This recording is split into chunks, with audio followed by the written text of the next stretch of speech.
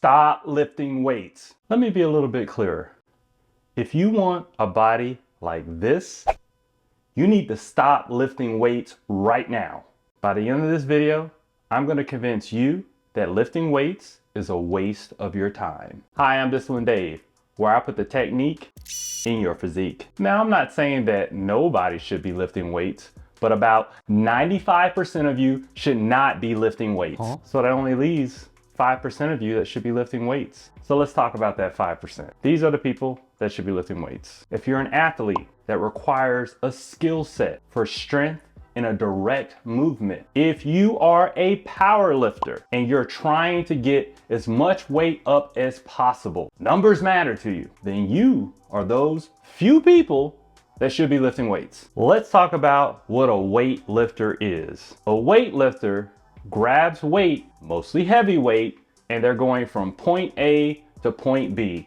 And every time they go into the gym, they're trying to be able to increase that weight. Now, a weightlifter has these attributes. Numbers matter to them. Being the strongest matters to them. Being able to use a certain skill of a direct movement matters. Take a look at this. If you're a person who plays football, you're an offensive lineman or a defensive lineman, the motion that you need all the time is to push off. You're pushing a body away from you. Strength in that direct movement matters. So with that, lifting weights like the bench press is very important to you. It's not that the bench press doesn't work. It's important for that type of athlete. With a power lifter, if you are competing in competition, there's certain competitions where the numbers matter how much you lift in order to win that competition. You're a person who absolutely needs to lift weights. But now let's get to the 95% of people who aren't doing that. Most people,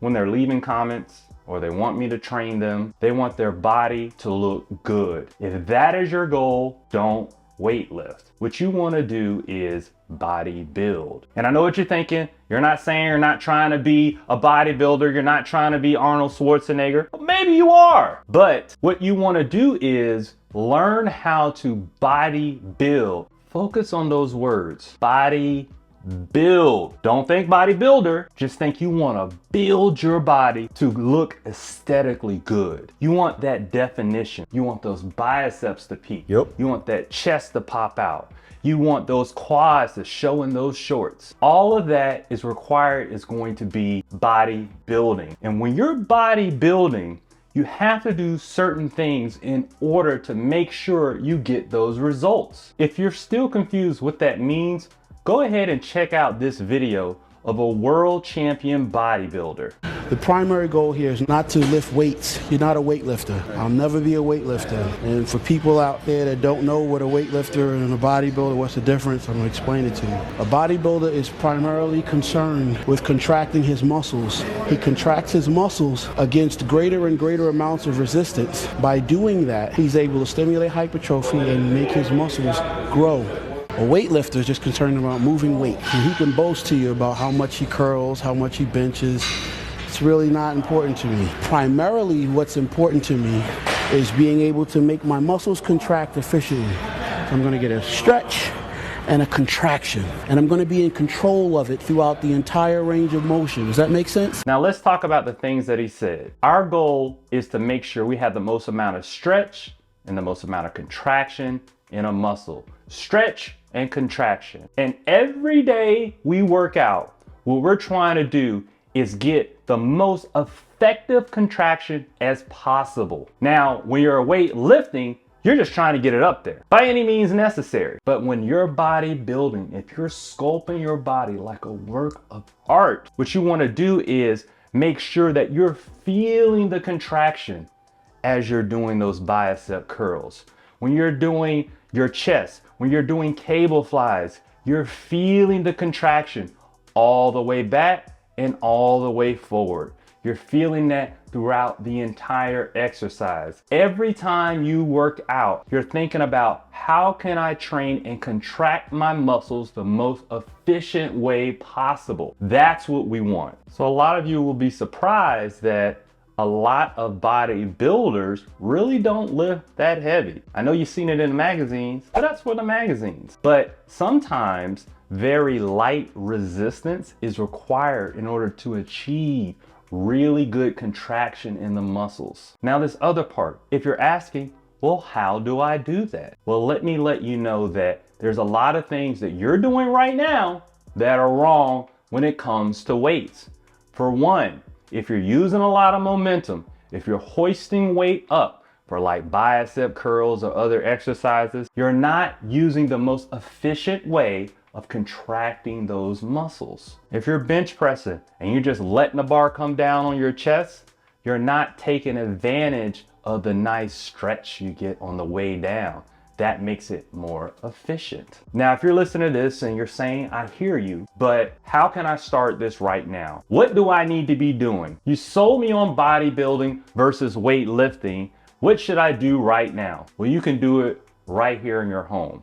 And I'm gonna tell you that this is one of the best tools when it comes to sculpting your body and getting that body that you want. What I highly recommend is using resistance bands. Hear me out. When you're using a resistance band, let's use that example of using that momentum as you're swinging up those bicep curls. Try to swing up some resistance bands when they're attached to a door anchor. You won't be able to jerk that band up.